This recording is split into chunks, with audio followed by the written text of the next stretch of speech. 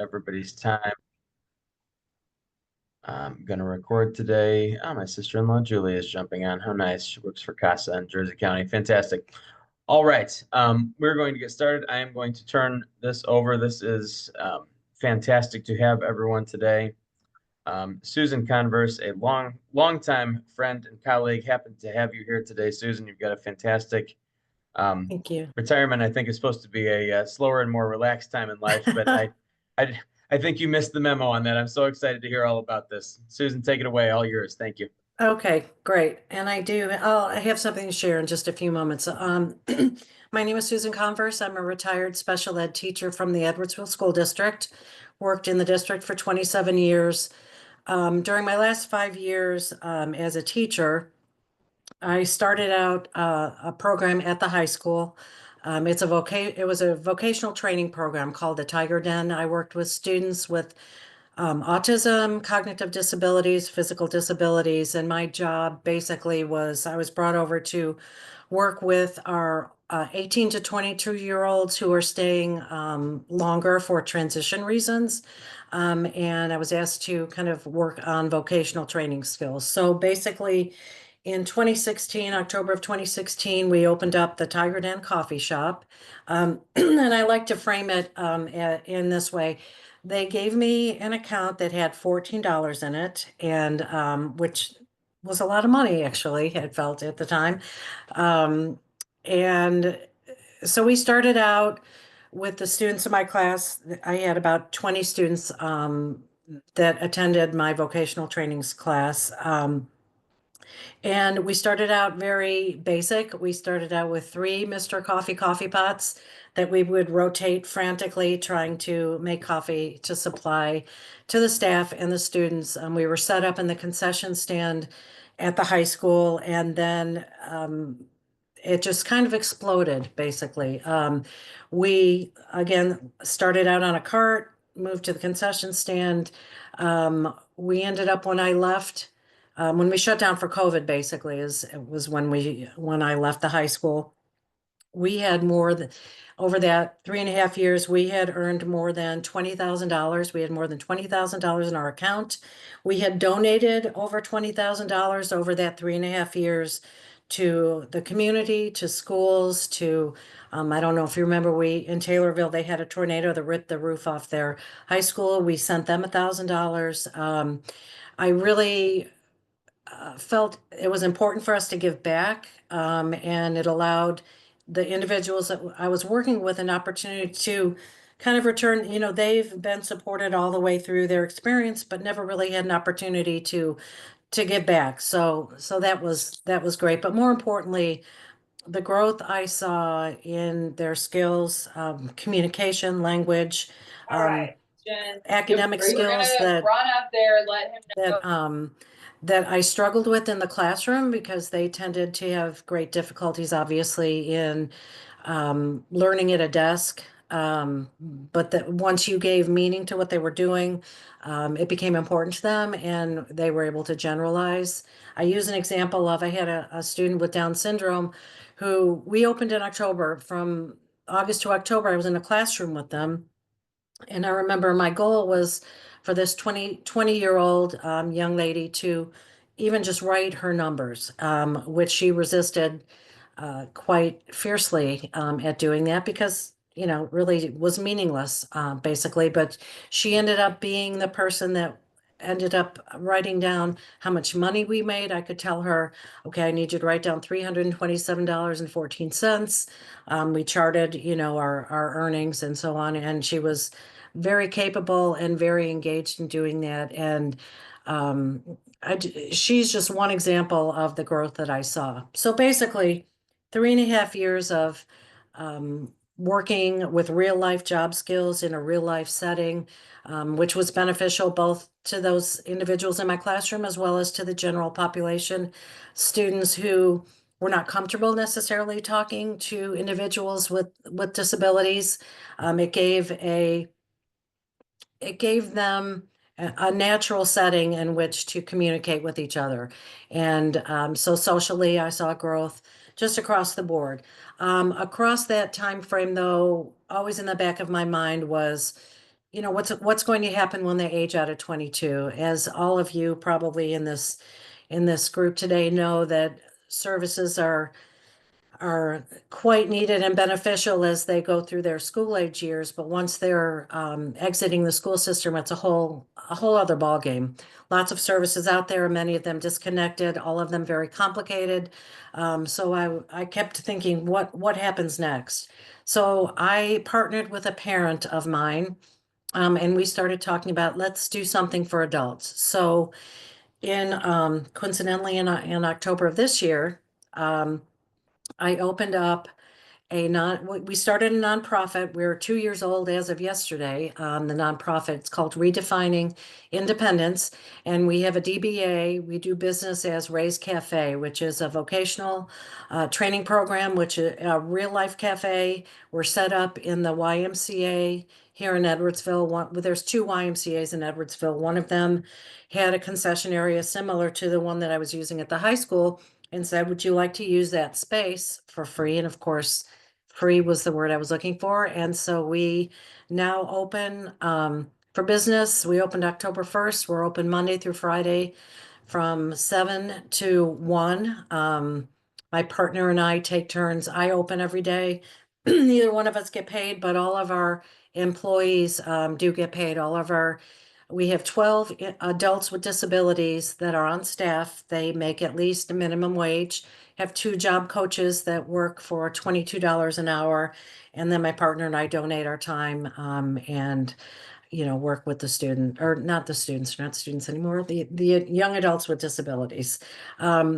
It's gratifying that 9 of the 12 are individuals that I had with me in the Tired End program at the high school. So they came in with some experience, and more importantly, I knew their needs, their skills. We had a relationship, which led to a very much more smooth opening. And we've added an additional three adults due to some very generous donations, which allows me to continue to make payroll and pay all the bills that are associated with running a business. So basically, it's kind of my give back, and really my dream to address the needs of adults with disabilities who not only deserve to work, but really are gratified by the opportunity.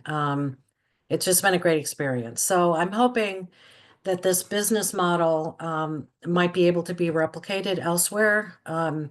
It's just we're looking for our own place. It would be nice to have, a standalone restaurant to do what we're doing, but financially it doesn't make sense right now. It's allowed us to, like I said, make payroll, and I've learned a lot about business. And with the help of some experts in the community, they're helping me with the financial part of it. We did have to hire an accountant. I have the bank that we bank with, the president has offered to serve as treasurer, which I'm going to turn over to him as soon as I get it into a place where he can actually understand my Excel spreadsheets, which he's probably going to shake his head. But anyway, it's an adult training program, and has been very successful and very well received by the community. So that's it in a nutshell. Susan, absolutely amazing, and thrilled to know. You said Monday through Friday, 7 to 1.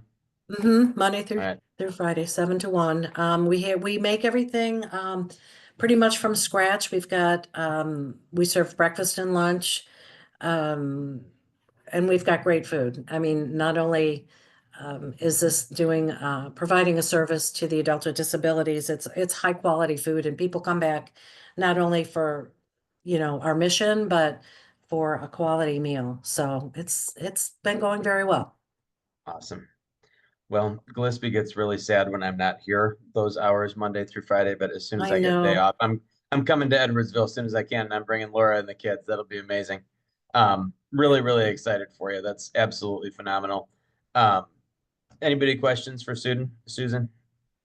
A wonderful person and a wonderful wealth of Oh, thank information. you. And my gosh, what a fantastic cause. Because literally, I mean, that's the question we always get asked, Susan. Well, what happens next, right? We've got Right. them in school until they're 22.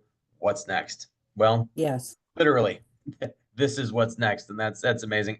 And I'm glad it's been well received, as it should be, number one. But I mean, fantastic. And just on a personal note, to our network, Susan is a longtime friend and colleague, also of my wife, Laura Getton McNicholas, who was a school psychologist in Edwardsville for 10 years. And so I remember Tiger Den when that was in its early stages and when it was getting up and running, and also wonderfully received. I remember Laura would come home and, you're not going to believe what Susan's doing at the high school. I was just over there today for a meeting. This is amazing. So I'm thrilled that it's transitioned to the community, because I know COVID, for a variety of reasons for all of us, changed a lot of things, and I know that changed things for you. But I'm thrilled that it has found its home at the YMCA for now, and that's amazing.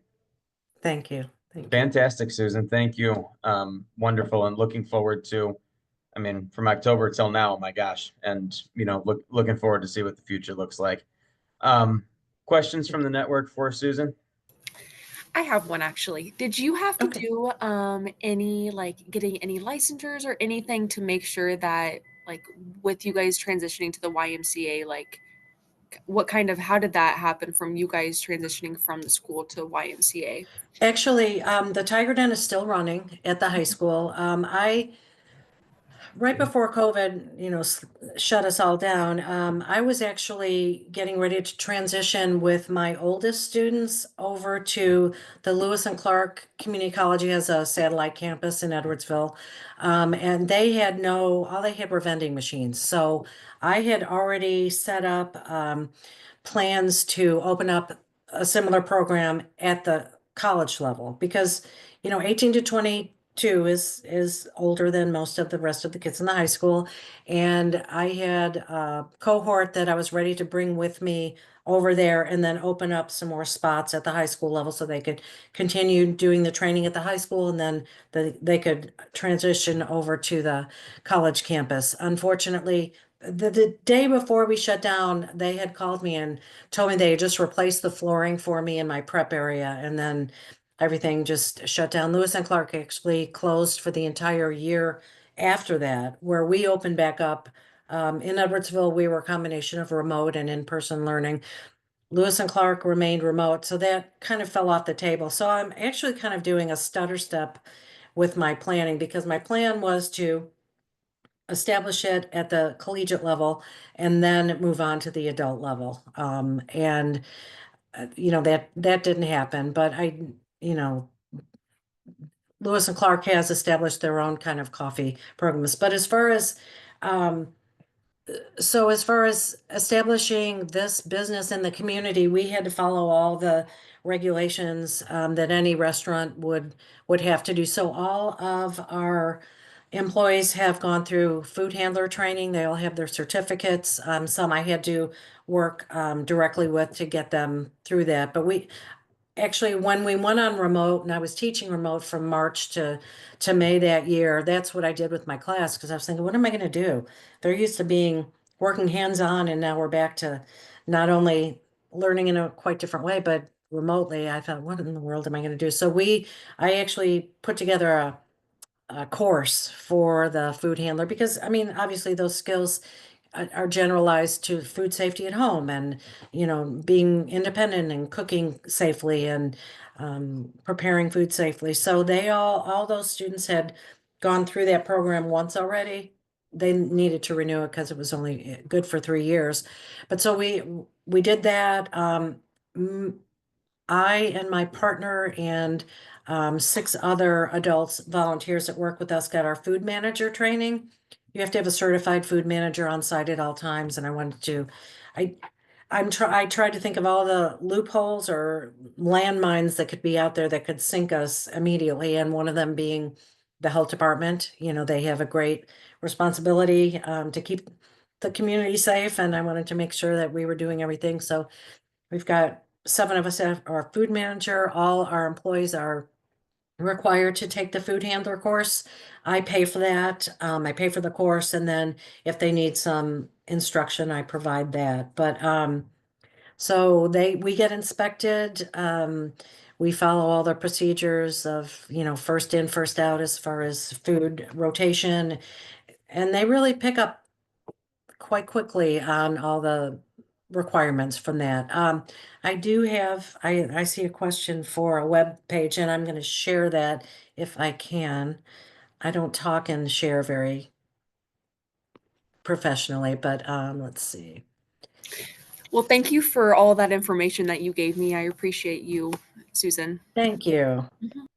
So can you, yeah, I guess you can see that. Right. So, and as you see on the screen, this is the front page of our website, and I'll put our website link in the chat, but you can see we have an umbrella here.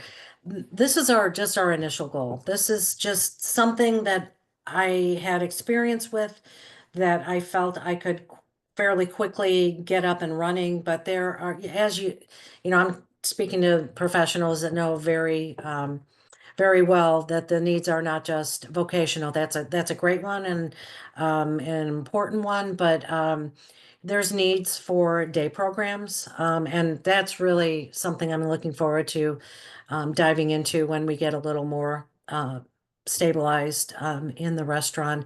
But we want to look at housing. One of our board members has a brother, an adult brother with Down syndrome, and she has concerns about what will happen when her parents pass away, and who will take care of him, and where will he live.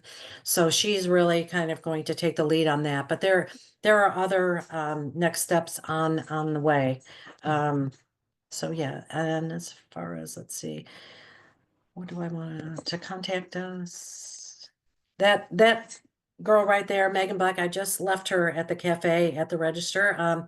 Megan is hearing impaired. She has CP. She works the register though, and we were just finalizing a script for her. Being hearing impaired, she does have difficulty with communication, but she does really well. But we're working on a script for her and just kind of fine tuning some things. So that's how you contact us. Here's the page, Ray's Cafe, where everyone shines. Ray was named after my partner's mother.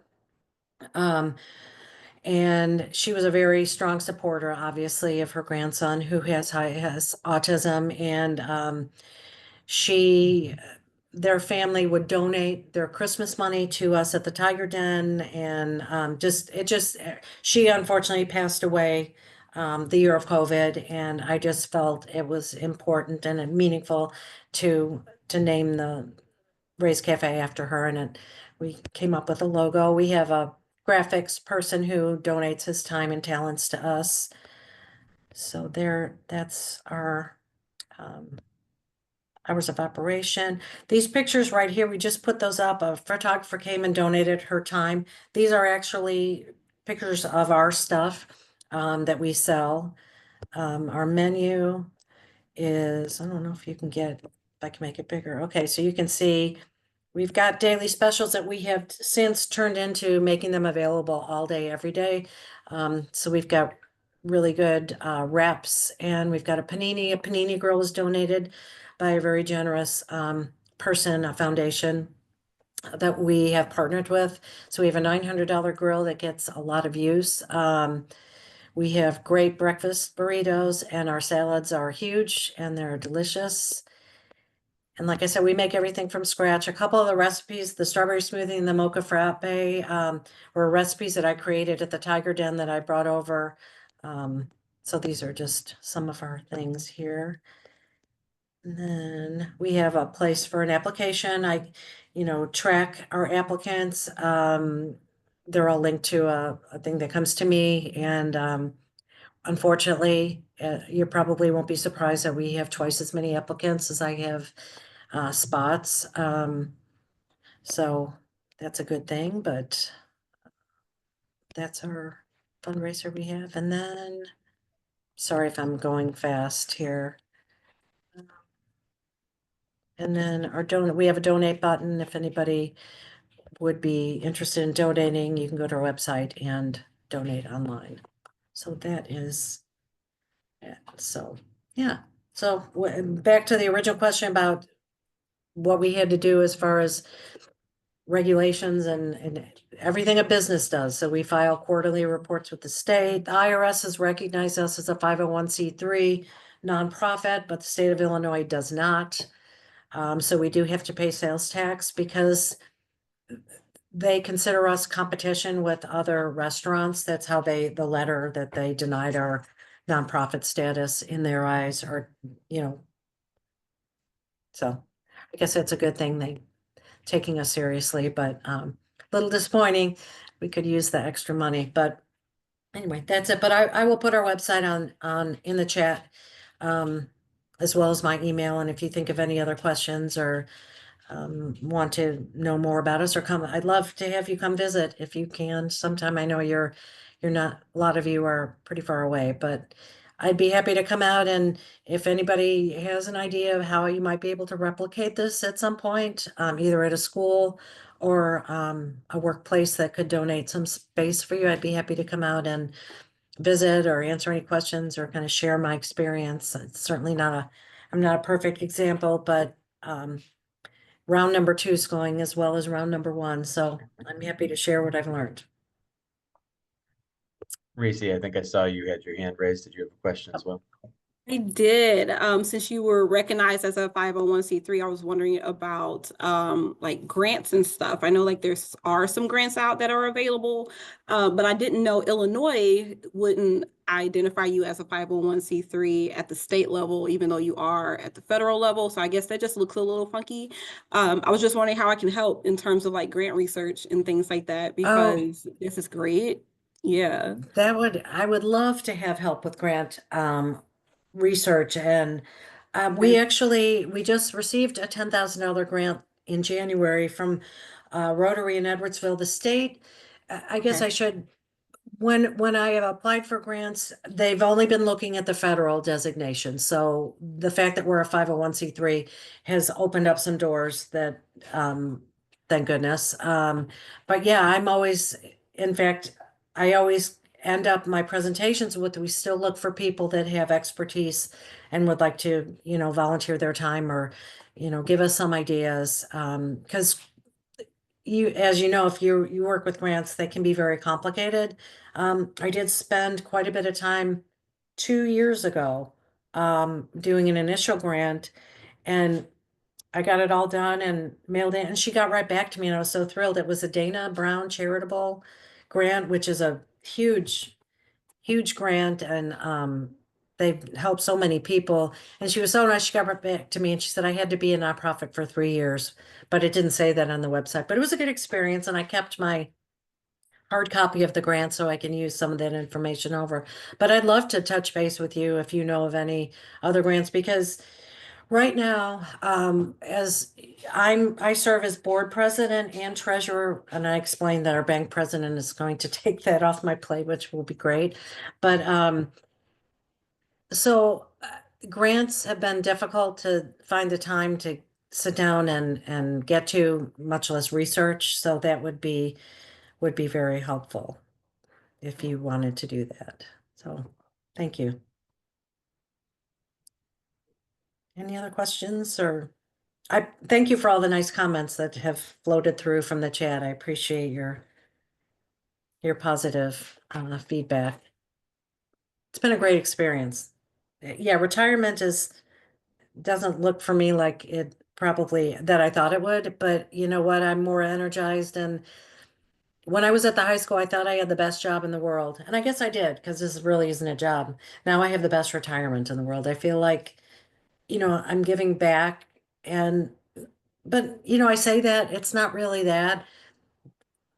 I visited there's an organization, I'm going to put this in the chat too. It's called Boone Center Incorporated, BCI are the examples. They're based in Missouri. They got a contract with Illinois. They are an adult vocational training center that's been around for 50 plus years. It's kind of who I want to be when we grow up. They're very successful, and we visited the center out in St. Peter's. And I actually tried to get a job with them, and my partner yelled at me and said, "You have a job, we're doing this nonprofit."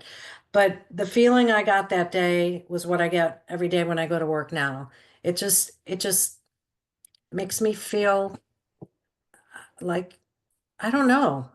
It's just very gratifying. And I see things that I never dreamed I would, as far as the growth And I saw that at the high school. When I gave that example about the girl with Down syndrome with the numbers, I couldn't get that marker out of her hand when she started, taking on the job of writing down. And it just seems there's a need for us to re-examine, I think, the way we are presenting instruction to some of our students that we work with, not only those with cognitive disabilities, but emotional problems too. I mean, we really need to re-examine, I think, a lot of things that are in place right now to be more effective and to reach more people in ways that they need. So anyway, I'm done rambling. I'll turn it back over to you. You did not ramble, friend. That is absolutely phenomenal. Thank you so much. Looking forward to visiting in Edwardsville as soon as we've got a day off here, most definitely. Susan, thank you so much. Well, thank you for having me. I really appreciate the invitation, and for the rest of you, Kevin invited me back the first week of October to present, and I started to say, well, I said yes at first, and my partner said, "Are you kidding me? You can't leave the first week." That was the week we opened the cafe, and so he was kind enough to reschedule me. So I'm glad to finally be here and meet all of you. And thank you for all that you are doing. I've been following, this group, and Kevin's emails are very informative, and we need more people like you to make this world a better place. So thank you. Thank you, Susan. And I will take that compliment and I'll pass it along to our network, because there is no us without all of you. So it's a blessing to have all of you with us. Absolutely. Thank you, friend Recie and Jeshua. I'm going to see if I can make both of you the co-hosts. Let's see if we can do that. If Zoom will let me do that. Yes, they will. How about that? See, when you upgrade your subscription, they let you do all kinds of stuff. Zoom does. All right, Recie and Jeshua, thank you so much. Take it away, friends. Joshua, did you want me to share? Okay. Yes. All right. I am going to share a PowerPoint. Okay. All right. Are you guys able to see my PowerPoint? Awesome. All right.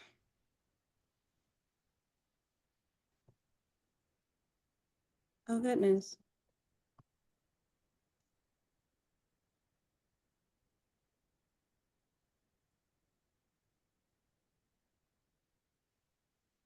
Mhm.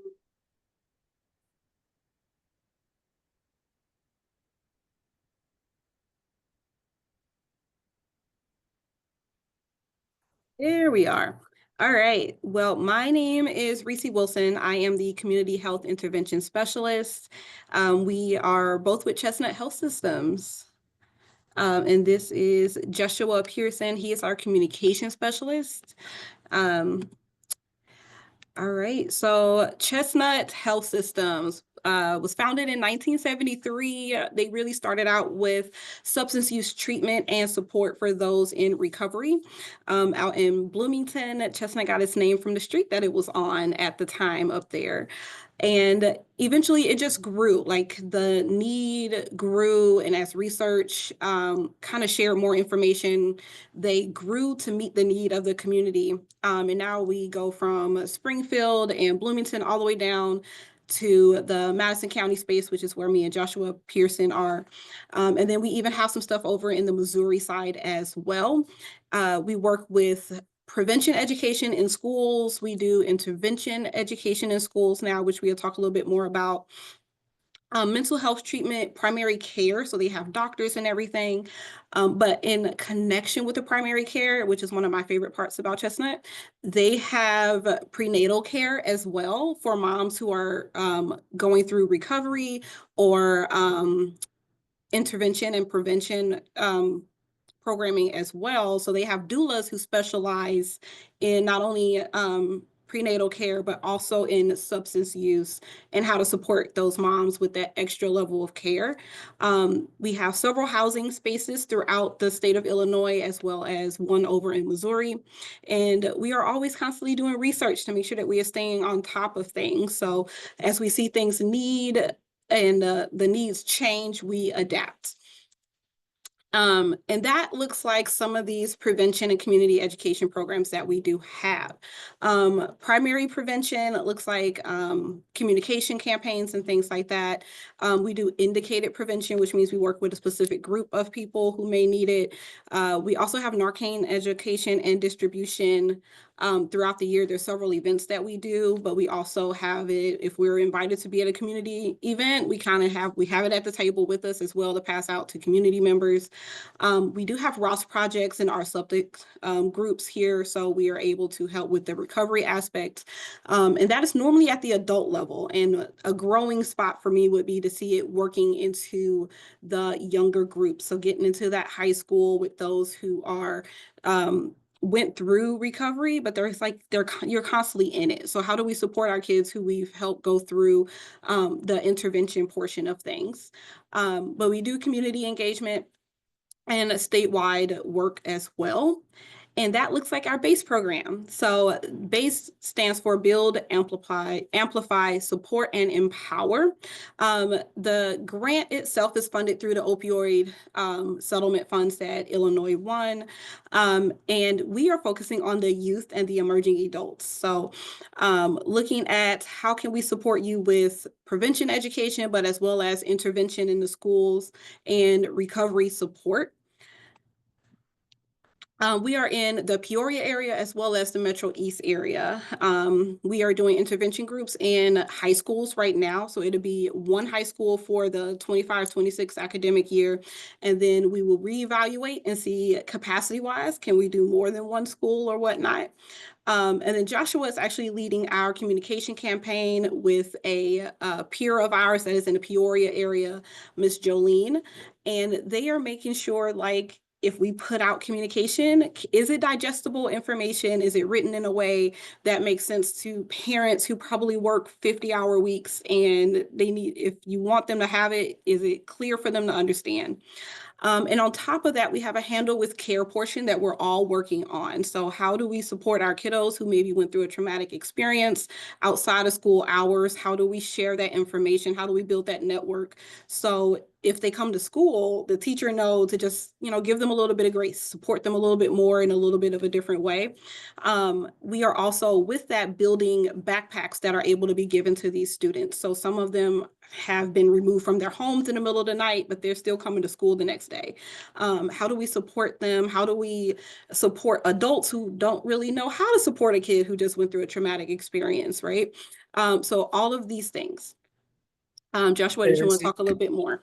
Yeah, Yes. absolutely. Hi everybody. Like I said, my name is Jeshua Pearson, and I am the Community Health Communication Specialist here with Chestnut. And as Recie stated, I am in charge of the communication campaigns. So I just wanted to touch base. Well, let you guys know the communication campaign is to educate the community on substance use, prevention and harms associated with use, misuse, and overdose. And we are also, the goal of it is to reduce the stigma surrounding individuals who struggle with substance abuse. So even though that the goal is to reduce stigma surrounding individuals, well, the youth and emerging adults, this is a community campaign. And so we're focused on raising awareness for everyone that is struggling with substance use and addiction.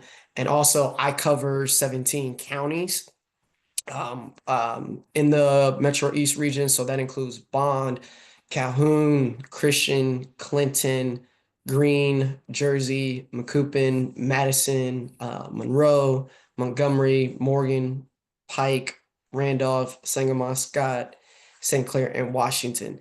So if you all know anybody in that in those regions or in those counties, I'm sorry, that would benefit from the communication campaign, please feel free to let me know. I know once we get towards the end of the PowerPoint, my information will be in there, and I will also actually put it in the chat as well. So. Yep. So we are in the yellow circle at the bottom right there. That's what we cover currently. And we're looking to expand as we grow, but that does look like just building out a network of individuals from all these different counties that could help with input on what resources are needed, what information is needed, how is that information digested in your community. And we have a group that Joshua has started putting together that does share those information and gather all that information. They will also help distribute a lot of the information and the communication aspects of things. Implementation. So the advisory board, you want to talk a little bit more about that? Yes, absolutely. So the advisory committee, excuse me, give me 1 second here. Sorry, having a little bit of difficulty. So yeah, our advisory committee is in charge of disseminating the campaign messages, focusing on getting the messages out there as well. We actually did just have our first meeting yesterday, which was March 19th at 1 p.m. But we are going to have our next one in May 21st. So we are meeting bi-monthly. So the goal of the advisory committee as well is just to collaborate as well with other organizations to help the communication campaign. So. All right. So community involvement, it does look like engaging with us in an advisory board, but it could also be referring others to the advisory board. It could be just volunteering to help distribute information. What else can that look like? For me, so I am the health intervention specialist. So I work in one school this coming year, but I would love to help build out a program that others can use. So empowering schools to already have it set up. What does that look like? Here are some resources that you could use. Like there's self-paced education options that students can do, which helps kind of just spread out that supervision portion of things as well.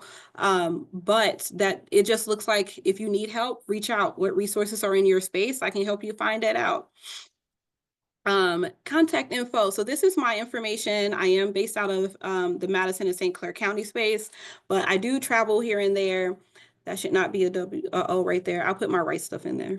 And then this is Joshua's information. He also put his stuff in the chat. Did you guys have any questions?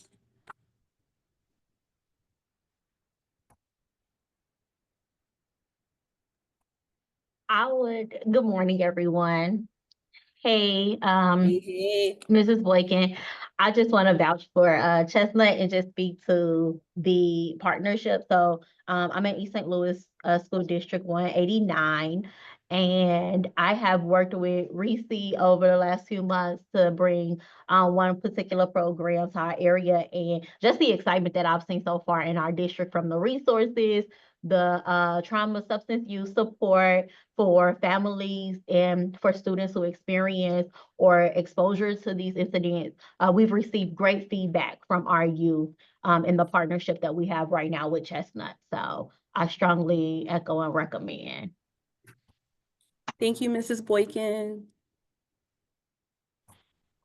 I will also give Chestnut 5 out of 5 stars. We have got a program as well, and have been happy to get linked up with Jeshua and Recie as well. So it's fantastic, and my own my own experience, as well as a lot of the experiences that I'm a lot of the journeys that I'm walking through with our students. This is needed at no other time in history. Do we need this more than we do right now? I feel like this is an absolutely tremendous program, and excited to have you guys here. But once the video and your info goes out, I do anticipate a lot of phone calls and emails coming in. So looking forward to that as well.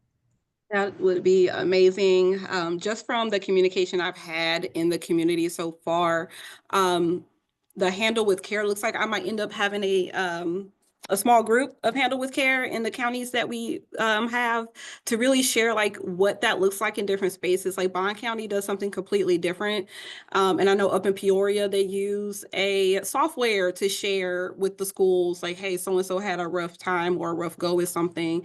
And it's just like, it's beautiful, but how do we make that a little bit more universal? There's a statewide initiative that kind of ends here soon. And it's with Circle of Care. I'll put the website in the chat here. But it's really nice to see that everyone is open-minded to it. I know as a society, we've had some growing pains with acknowledging things. And now that we're acknowledging it, it's like, okay, let's get these kids, our babies, what they need. So yeah.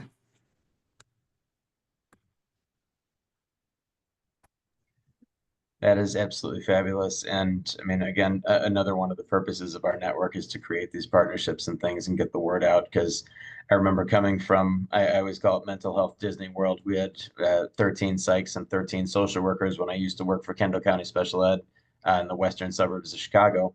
Then I came down here and everyone said, oh, there's no resources. We have so many resources. It's just that we don't always have the communication. So it's fantastic to be able to do this and have everybody here. Absolutely. And I'm just copying and pasting Recie as you're going along here, so I can get these sent out as well in the email. Absolutely fantastic. Thank you. Questions for Jeshua and Recie from everybody here today? I did want to just one more thing, everybody. We are also still doing key informant interviews. So that is a series of 10 questions that I would just ask you all about substance use in your community and how you believe it affects your community, and especially towards the youth. We're still conducting those all the way up until March 31st, and I can do them over Zoom or be more than happy to meet you guys in person. So whichever way works best for you guys. So just wanted to throw that out there. And I'll vouch, I did one of those. It was cool. All right, fantastic. Thank you both so much. Ton of respect for both of you and for your work. Thank you for coming and contributing to us today. I appreciate you. All right, Lilly, I'm going to make you a co-host and excited to welcome you. Thank you so much. Thank you. My coworker Juliet will also be joining us today. Hello. But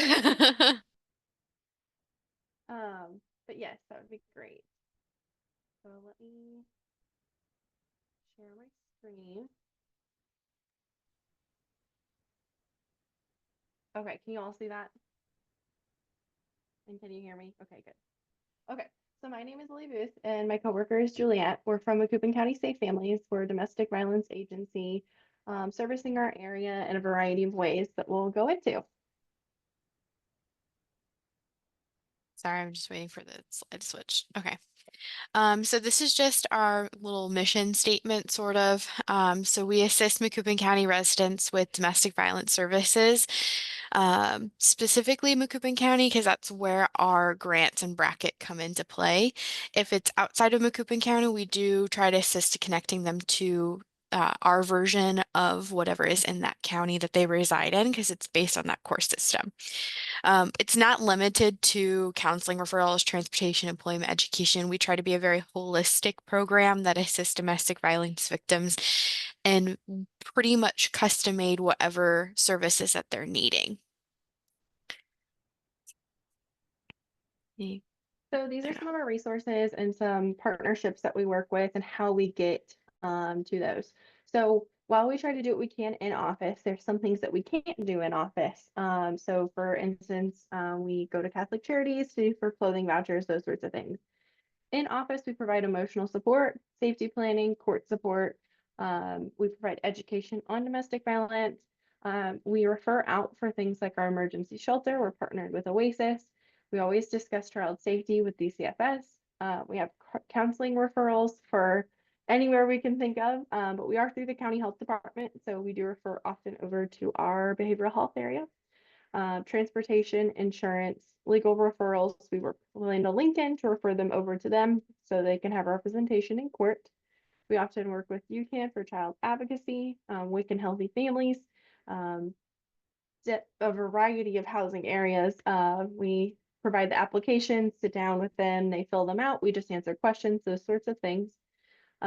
Anything that we can think of along the lines of medical, dental, Energy assistance, we often refer over to Illinois Valley. Sexual assault services, Prairie Center, and recovery services are through our health department as well, thankfully, through St. Francis Way. We are not selective to these partnerships, but we are working with our community in a multiple variety of ways of how can we best assist the clients that we are serving. When they come in, it's kind of like when they start talking to us, how do we develop a service plan? What do they need?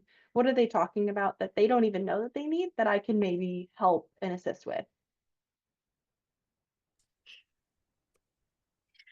We do bring them on as clients for appointments. We're available for emergent-based situations, but we also prefer appointments just so we can have that timeline or that time slot allocated to that person. So this is just kind of a small timeline of what it could look like. We try to map it out to make it as typical as possible, but again, every situation is different. So we're going to start out with that first form of contact, either the individual experiencing abuse, referrals coming in from hospitals, law enforcement officers, attorneys, family members, friends, people of the sort. We'll give our office a call. Our hotline is 24 hours. So we're in office Monday through Friday, 8:30 to 4:30 p.m. So if they call the hotline, it's going to be Lily or I. Outside of that, it'll be transferred to the Oasis Women's Center and they'll have a conversation with you and see what services are needed. After that first initial contact, we do try to get in contact with the individual experiencing the abuse, because that's the person who will be filing the order of protection, who's going to be needing those services most, and whose safety is currently at risk. So we ask them to become a client. Our services are free and confidential. We don't charge for anything, and we're bound by confidentiality. It does not matter gender, race, ethnicity, religion. We are an all-inclusive environment for them to come to. So we do see men, we do see women, we do see children, and we do see families. So we try to assist the best we can by making them become a client. We'll fill out that intake paperwork, which is mostly just demographic information. No one ever sees that. We've never really gotten subpoenaed for court orders or anything like that to go into court and see them. And even if we did, we would deny them and have our attorneys fight us for that because we're not going to go into court for you. For the other party, I should say. Then it'll be getting into receiving services. So the advocate will meet with them after we filled out that intake paperwork and releases of information. We have a conversation about what services they are needing. Like Lily said, we're constantly assessing that situation, trying to see what gaps we can fill that either our clients don't see, or what gaps could we fill that our clients have mentioned to us. Getting them connected to those resources is very, very key because we are based on trying to provide independence for these individuals. Autonomy and independence are some of the main things that we try to perpetuate for them. Next would be that court support. So when they're in office receiving our services, it's typically a very long day. So they'll start out in the morning with us. We'll go through the process of that intake. We'll go through the process of receiving those services, assisting with filling out the order of protection if that's what they're needing. The protective order is a civil legal document that a judge will have to grant, pend, or deny. And we go through all of those processes and what it looks like with them, assist them with filling it out, assist them with their victim testimony, and then we go into court with them and support them through that journey as well. Afterwards, we tend to follow up with them. So you have your first court hearing, and then you have your second court hearing for a long-term order of protection, which goes past that emergent base. Once you get that person away from you, we want them to stay away from you for a long period of time. So it's a risk to your safety if they are able to come back. So we go to that plenary court hearing with them as well. We do status updates, help them manage what kind of other services are they needing, checking in on them. How are those housing applications going? How was that doctor's visit? Is there anything else that we can do for you? Do we have any other court prep that we need to do? How have you been with your attorney? Have you contacted these people? So we do a lot of follow-up phone calls, a lot of follow-up with them physically in person. We offer our office for them to have a space where we can come in and make financial plans, safety plans, service plans with them to really be a holistic outlook of like, we've started that first initial contact and we're going to follow up till that end of contact.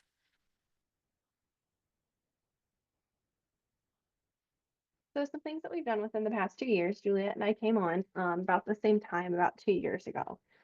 We did a renew, reset, and achieve plan. So we worked with creating connections. We've met with local police departments. We still meet with local police departments. That's a continuous partnership with them. Often because most of the time our referrals come from them. We provide them with 4x6 cards of our services explaining that with a QR code with our website to give to victims of domestic violence when they arrive to a domestic situation, if that is safe for them. We work with churches, local organizations. We just discuss our program. It's so important for us to do outreach because even if we do one meeting and one person gets referred over to us and we make just a little bit of difference in their life, that is so important. Some other things that we've done is we've digitized. We now complete our orders online. We do a lot of digital files. We're working on constantly making sure we are up to date. We're expanding our access with local libraries and where people can complete their orders of protection because we have such a barrier with transportation, access to it, being able to afford it, those sorts of things. So being able to meet them where they're at, if that kind of makes sense. And then just revising language and tools. We've updated a lot of our forms, making sure that everything is gender neutral, calming, collective, cohesive, easily understandable, because the court process is complicated and also reaching out to us is nerve-wracking. So just making sure that we create the most welcoming space that we can. And then, like I said, we kind of updated our branding with 4x6 cards, our web page, our Facebook page, making sure we have the most education out there that we absolutely can. Because when you're in these situations and you don't know what your next step is or what the process is, it makes the unknown even scarier. I'm like, when do I need to take this next step? What's going to happen? So we try to do our best at educating on that, whether it's through a phone call with us or if it's on our website. Outside of just our services, we do outreach and we do awareness and fundraisers. We do an annual domestic violence awareness walk. That is our awareness event that we do for the year. It's always hosted on October, the first Saturday in October. October is actually national, it might be international actually, but I know it's National Domestic Violence Awareness Month. And to host our support, bring together the community, and just show individuals what our program is, what we can do for the community, and how we can help. We host a walk. Each year we provide t-shirts. You don't have to purchase the t-shirt. The walk itself is free. Everything is free for the organization. We do offer some raffle baskets. Again, that's if you want to purchase them or not, you don't have to, but we do provide them from various businesses throughout our county. We're central in Carlinville, but we're not central with our services in Carlinville. So we try very hard to include every community within our county, representative in a business format, a sponsorship, maybe purchasing a t-shirt or just being visible, that we're trying to reach even the smallest communities to know that we're here to support them in whatever shape or capacity that we can with our services. So this is our first photo that we took at our first annual domestic violence awareness walk. That was in 2023. Our quote for that year was "no excuse for abuse," and then the previous year, or last year's, was "we will not be silenced about domestic violence." We're currently working on our next phrase for what our walk phrase is going to be for this year. It'll be, I think October 7th is the first Saturday this year. So we're in the market for making plans for that, and getting connected with our raffle baskets. Along with that, we do a Safe Families Golf Tournament. This is a little bit more of a fundraiser for us, along with awareness. It does reach a lot of our male audience of letting them know that we are servicing that as well. It does a really good job at reaching a large audience. This year we are having it on June 27th at Timber Lakes Golf Course in Staunton, Illinois. We try to keep this again to our county. We outreach to multiple different golfers in multiple different areas, the St. Louis area, wherever you want to come from. just because while we service Macoupin County, we're not limited to like we can have a phone call with someone from a different county and connect them with those resources. So our golf tournament, we are doing this year, we're gonna have, your typical skins, mulligans, it's $1,000 shootout, giveaways, 50/50s. If you want some more information on that, just let me know. We just pushed this out yesterday, so we're hoping to get more teams this year. Last year was our first year doing this again. So we're bringing it back, making it, expanding it the best that we can. It is a really, really good time. Everyone had a great time last year. It's really fun. We had great weather last year, so just crossing my fingers for that again this year. So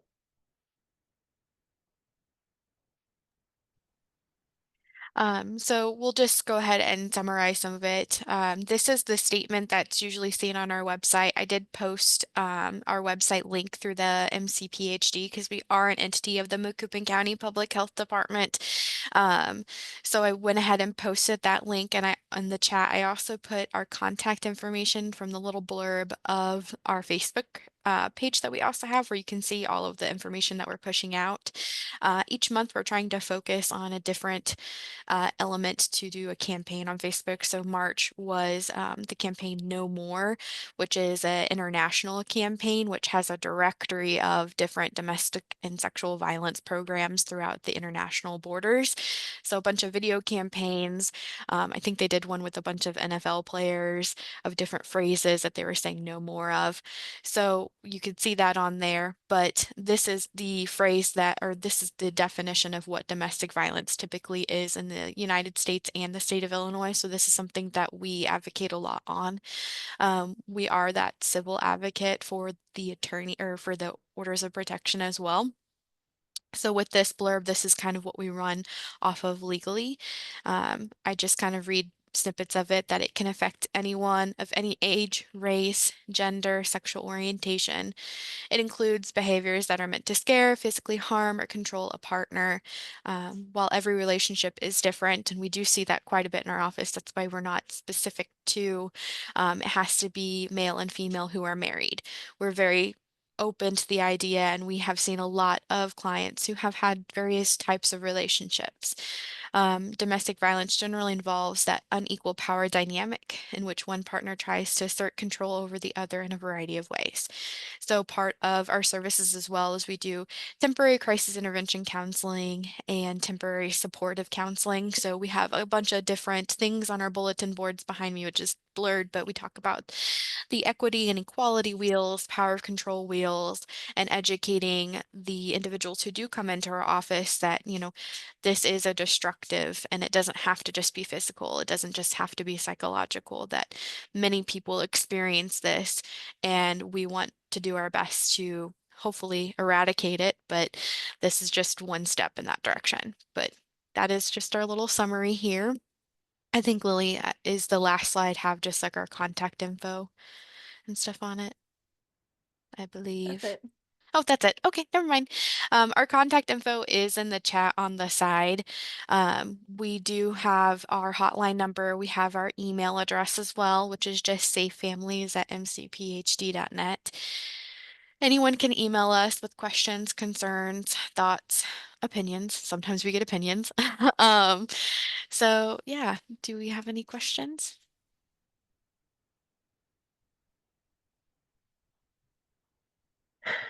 Ladies, so appreciate your work. The slide really hit home for me when it said 1 in 4 women and 1 in 9 men.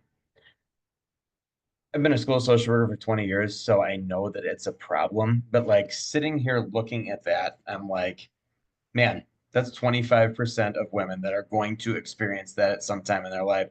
And that's wrong.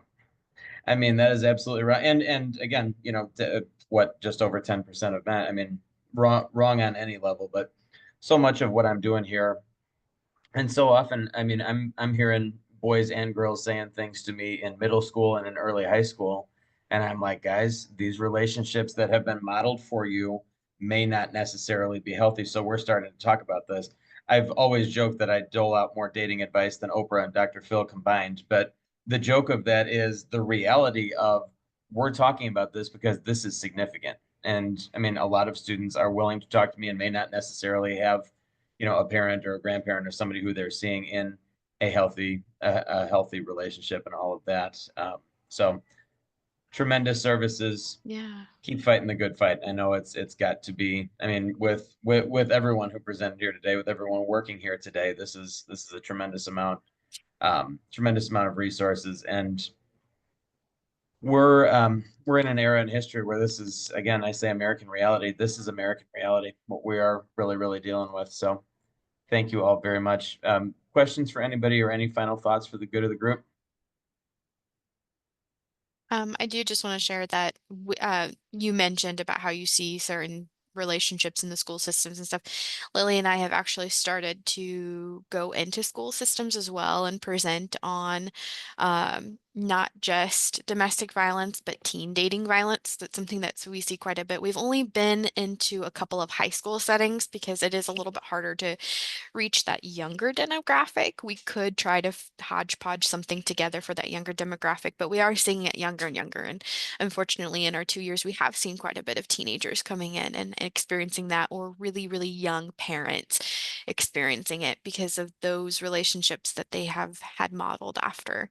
Um, and so really getting into those grassroots to try to stop it before it starts, by educating them not only on their rights, but what they can and can't do and what those healthy relationships do look like versus unhealthy relationships. So we do presentations as well and try to do education. We're pretty big on education. We're in the community quite a bit. So I just wanted to also throw that out there. It's not on our slides because we slowly need to update it with all the new things that we're including. But yes, we do education throughout the community. We try to get into the school districts the best we can. We work closely with our health educator for Macoupin County, Bailey Moore. She is about to go on maternity leave here soon, so maybe we'll pick up a couple of more of her presentations that she does. Are you okay if I share that in our email that you're looking to get into the schools? I think Yeah, that would. that's totally fine. I know that we had posted to we serve all 8 of the school districts in Macoupin County. I know we had posted like a description of the teen dating violence presentation that we offer whenever Bailey sent out her main message of here are all the classes that I offer. We haven't had any bites from it so far. We did present at Carlinville and we did present at Gillespie, but it just depends on the teacher that allows us to come into the classroom, or if the school district allows us to do like a big assembly, we could do either or. We've seen more success with individual classrooms with teachers allowing us to come in during that class period. But those are the schools that we've been in that have been more apt to allowing us to come in. I'm glad that my teachers here in Gillespie were welcoming to you.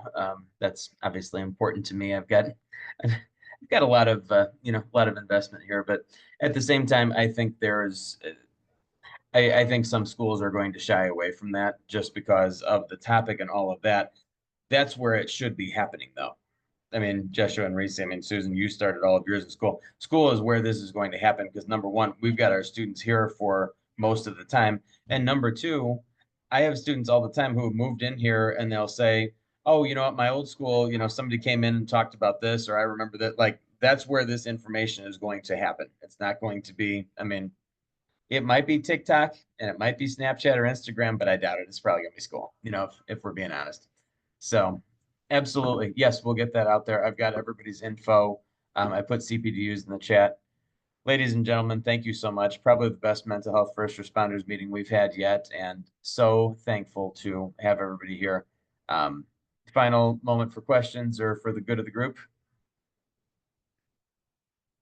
Much appreciated, everybody. Thank you so much, and we'll look forward to our next meeting in April. A special thank you to all of our presenters, and have a great afternoon, everybody. Great rest of the week. Thank you so much again.